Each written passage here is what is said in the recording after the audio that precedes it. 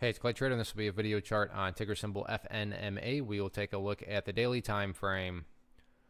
I've done this analysis many times before, but it's been a couple weeks, but had some requests on it, and yeah, rightfully so. Price is approaching a very interesting area from a charting perspective, and that all has to do with this pink line right here, which is the famous 200-day simple moving average.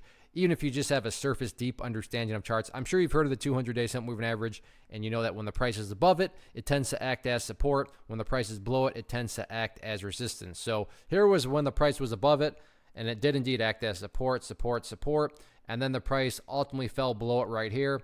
And then the foundational rule in charting states when levels of support are broken and closable, they tend to act as resistance. And then there's been a couple times here where it has acted as resistance. So I go through all that because with the way the price is right now, it's not quite there, but price is on a nice upwards movement.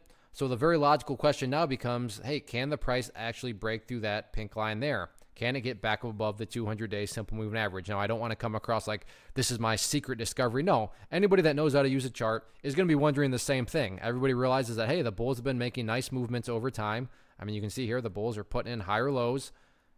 And now in the very short term, past 3 days, have made a nice upwards movement. But yeah, now you have this big, famous moving average sitting up above it. And can the price break through it? On top of that, if the price can break through it, then the bulls really don't get too much time to celebrate because you have the 50-day simple moving average, again, another famous moving average sloping downwards, which would also you would expect it to act as resistance. So now I'm not saying that the price can't get through both of these or anything like that. I'm just saying that the bulls better bring their A game, and they better continue to stay in their A game because they got a lot of bigger levels of resistance to fight through right here.